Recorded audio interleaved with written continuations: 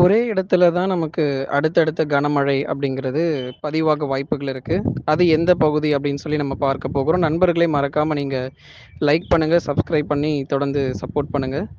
மறுபடியும் தென் மற்றும் மேற்கு தொடர்ச்சி மலையொட்டிய மாவட்டத்தில மட்டும் சில இடங்கள்ல நமக்கு மறுபடியும் மழை பதிவாக வாய்ப்புகள் இருக்கு. ஏன்னா, இத்தனை நாட்கள் நமக்கு வெயிலுடைய தாக்கம் பொறுத்தவரைக்கும் ரொம்ப தமிழ்நாட்டில தீவிரமா இருந்த நிலையில, சில மாவட்டத்தில மட்டும் அந்த லேசான மழை, மிதமான மழை எதிர்பார்க்கலாம். நெறைய பேர் கேட்டிருந்தீங்க 5லிருந்து 10 சென்டிமீட்டர் மழை வரைக்கும் தான் இருக்குமா? அல்லது அதுக்கு மேல இருக்குமான்னு.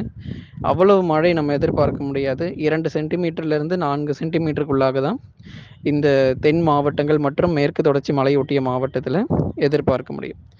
அதற்கு மேல நமக்கு மழை பொழிவு தற்போதைக்கு இல்ல. ஏன்னா, நமக்கு தென்மேற்கு பருவமழையும் இன்னும் நமக்கு தொடங்கல. அதனால அடுத்தடுத்து வரக்கூடிய நாட்களிலும் மிக தீவிரமான வெப்பநிலை அப்படிங்கிறது தான் உறுதியாக இருக்கும். அது எங்கெல்லாம் இருக்கும் அப்படிங்கிறத வந்து ஏற்கனவே நம்ப சொல்லி வந்திருக்கிறோம்.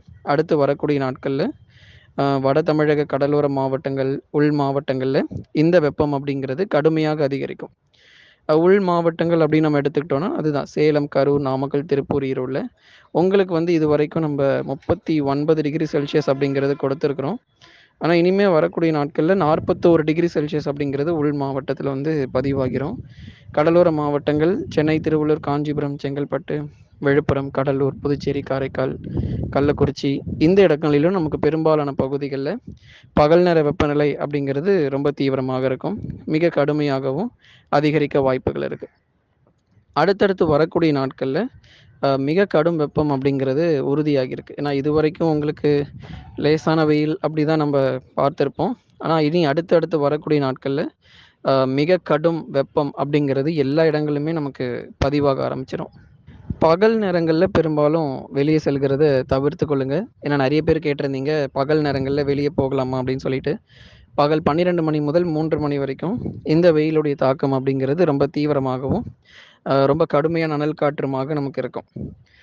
குறிப்பாக இந்த கடலோர பகுதிகள், சென்னை, திருவள்ளூர், காஞ்சிபுரம், அப்புறம் டெல்டா பகுதிகள், தஞ்சை, நாகை, திருவாரூர், அரியலூர், பெரம்பலூர் இந்த பகுதிகளுக்கும் மழையினுடைய தீவிரம் மிக அதிகமாக இருக்கும். அதுலயும் எந்த மாற்றமும் இல்ல.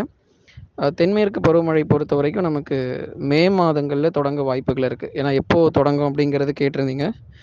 நமக்கு வந்து மே மாதங்கள்ல இந்த தென்மேற்கு பருவமழை அப்படிங்கிறது தொடங்க வாய்ப்பு. அதுக்கப்புறமா தான் நமக்கு இந்த மிக கனமழை, அதி கனமழைங்கிறது மேற்கு தொடர்ச்சி மலையொட்டிய மாவட்டத்தில நமக்கு பதிவாக தொடங்கும். நீலகிரி, கோயம்புத்தூர், தேனி, தென்காசி இது போன்ற பகுதிகளுக்கு நமக்கு எப்போ வந்து மழை ரொம்ப அதிகமாக இருக்கும் அப்படின்னா, வரக்கூடிய மே மாதத்தில தான். அதனால ரொம்ப எச்சரிக்கையா இருங்க. லைக் பண்ணுங்க, சப்ஸ்கிரைப் பண்ணி தொடர்ந்து சப்போர்ட் பண்ணி பாருங்க நண்பர்களே.